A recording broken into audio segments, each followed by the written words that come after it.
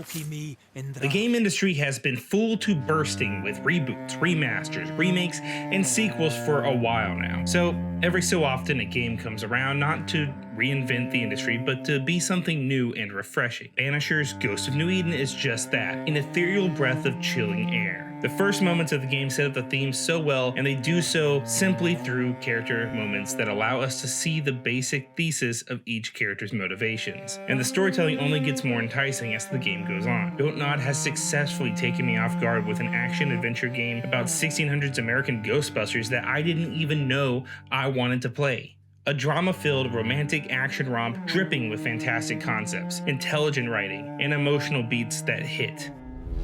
Life to the living. Death to the dead. We have sworn to protect the living from the lingering dead. Keep the incarnate and the invisible separate. To bring peace on errant souls. Once their grip on this world is broken. It's honestly so nice to see this kind of AA game being made in the ever-expanding glut of AAA games. There's simply so much stellar work here conceptually, from working as a corporeal to ethereal detective team with excellently executed investigation mechanics, to the incredible way that they handle ideas of death, love, and grief. Look, I wasn't a fan of Vampire, Dontnod's previous attempt at an action RPG, so I was pleasantly surprised when Banishers just clicked for me. Of course, it's not without its flaws. A good chunk of its gameplay is just riffs on other games' mechanics or ideas, but what is there and new, it does nail. Where the game really thrives though is outside the battles, in the quieter, more contemplative moments trying to define what justice is in this morally gray world. No. You're just a sinner, begging for help.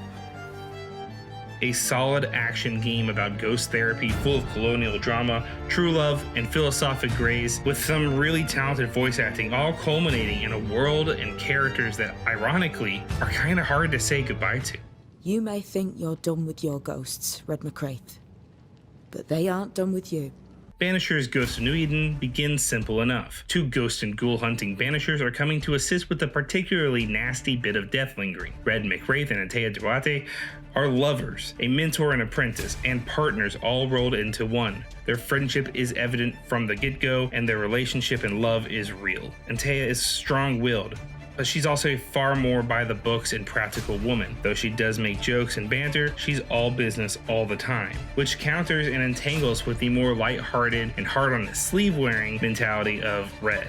They set upon the town of New Eden to begin the investigation. Naturally, one thing leads to another, and in the first couple hours, the evil being, a ghastly specter known as the Nightmare, ends up killing Antea. Look, the pacing of this first little bit of the game feels kind of sluggish and weird until you get to your first big hunt, and then the game starts to open up. No.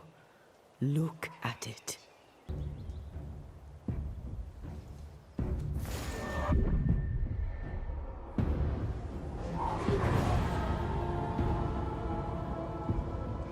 For the most part, the rest of the game's story follows Red and the now transparent Antea making their way back to the town of New Eden to take on the Nightmare and save the colony from this darkness.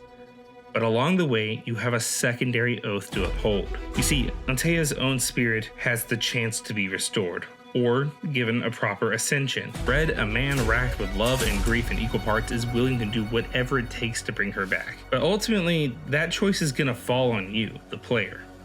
Will you sacrifice and kill those whose actions led to hauntings, or will you spare them by simply banishing or ascending the ghosts themselves? Look, at first glance, this seems an easy enough choice. We like these two characters, they're incredibly likable and believable, and their love feels real, but I promise you, the haunting cases that you investigate along the way are never so cut and dry. For me, this is where the excellent range in writing stands out. These haunting cases are side quests where an NPC is being haunted by a ghost from their past, a brother whose brother died in the woods while they were trapped, an abusive relationship that extends beyond death. None of these stories are so cleanly taken apart, which makes the choices legitimately harrowing when all is said and done. In most action RPG games, the dialogue in the side quest is not the part that you're trying to get to. You try to get through that so you can get back to the fun combat. But I would say for me in Banishers: Ghost of New Eden that I spent a lot of my time going through the combat so I could get back to the investigations. Before I go into any more detail on the story or the characters, let's talk gameplay. Because Don't Nod has taken an interesting approach to its game design. Though a clean take on the Souls-like action-adventure game, much of what is here and makes up Banishers' core gameplay is cobbled together parts of other games. Its traversal and level design are very reminiscent of both Tomb Raider and God of War, 2018 obviously. Encounters are respawnable after resting in a campfire, much like a Soulsborne game, and its puzzle solving feels a little bit like using Ghost Detective Vision, which, I guess to be fair, is basically what you're doing as both a ghost and a detective. Alright, we'll give that one a pass. Stand fast. It's almost done.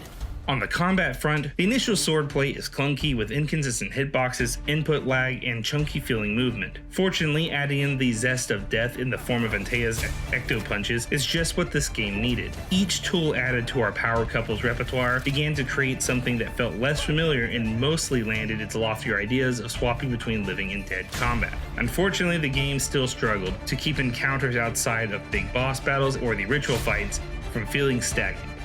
Ultimately, this comes down to a few things. First is the lack of combos and alternate movesets that could have made the core sword slashing more interesting. Secondly, while there is a skill tree, it lacks any substantial upgrades or ways to shake up the fighting style, which is disappointing because how cool would it have been to see your darker actions unlocking more demonic abilities, or getting some angelic looking powers to reflect your more merciful ways? A truly missed opportunity there. Lastly, the enemy variety comes down to just a few different types of ghosts, wolves, and melee attacking possessions, which really sucks because outside of the normal encounters, I found the designs of the boss fights to be incredible, even when some of the fights themselves boil down to shoot the glowing weak point here. All in all, there isn't a lot of revolutionary gameplay at hand in Banishers, but I think that that's okay, because what is here is mostly solid and is certainly serviceable enough to stay in it for the stellar narrative. Don't Nod has always thrived on vividly detailed worlds with empathetic and believable characters, and Banishers Ghost of New Eden is perhaps the best example of that. I thoroughly enjoyed my time with just about every resident of New Eden. Wonderfully written dialogue goes a long way to endearing us to our protagonists and their love above all else romance. Can't he possibly imagine you being stubborn? If my mother could see me now. Quick on the wit, the ghost-bashing pair's banter sells a friendship that has seen the test of time. In the quieter moments, you can subtly feel that their love is still fresh, and Antea is reluctant to drop all of her barriers, even in death. In a lesser game, the focused and compelling narrative flares would begin with these protagonists and end with their foil, the Nightmare. But Banisher goes that extra mile in delivering excellence through all its characters. While the NPCs sometimes had more expressive and explosive emotion in their voices than they did on their actual character models, every line is delivered with authenticity and is a believable person in this world. I adored solving the case of the beast, seeing all the sides of characters you'd meet along the way, which often saw a facade on the surface and a more depraved inner guilt eating at them. There isn't any history-making quest, but using what is at hand here, Banishers delivers haunting and resolute storytelling. Graphically, Banishers looks the part of a AAA game. Gorgeously rendered landscapes, dense foliage, and some great use of the dead world. Red and Antea stand way above the rest of the cast from a rendering perspective, clearly receiving the most love and attention given that their looks are the most complete feeling. Sadly, repeating and often boring locales that wind too close together make some of the trek a little tedious and lead to a sense of gaminess in the world, like it was designed for a video game, which makes the world less believable overall. The overuse of squeeze-through areas doesn't help this problem either, because I had no idea America was so full of man-sized crevices and crags that early colonials had to constantly navigate through. But I guess that's just what they don't teach you in school. The visual boringness in the encounter spaces does make some sense though, because we're talking about Northern America during early colonial times. Wasn't a whole lot to look at. My review was done on the PlayStation 5 and I primarily played in performance mode, which true to its word does mostly maintain the promised 60 FPS. Mostly. I ran into a couple places here and there, such as the Snowy 4 area where I encountered numerous inconsistent drops in frames. But other than that, the game does run smoothly and looks excellent. The 4K 30 FPS mode does feel a little more stable, although I did run into a game crash while playing using it, which I'm not still salty about, but it did kind of really suck because I was in the middle of a cutscene following a hard boss fight and the game had not saved yet, forcing me to repeat the entire boss fight again. But again, I'm not salty. All taken, Don't Nod pulls off the look of a high-end cinematic game and makes the most of its assets to deliver a decent looking experience. Banishers Ghost of New Eden lands most of the tricks that it tries out while stumbling over the building blocks of mechanical Frankensteining that it did to itself, but it delivers something that's just rejuvenating enough to justify the full playthrough. While it may be a little rotten from that stale combat, this AA gem is certainly far from dead, supported by an incredible cast, compelling storytelling, with a message about death, life, guilt, and letting the ones we love go. Banishers Ghost of New Eden has a world that is worth diving into. Life to the living, death to the dead, and an 8 to Banishers Ghost of New Eden. For more reviews, news, and previews, subscribe to Hardwired. Until next time, I'm Andrew Hamilton.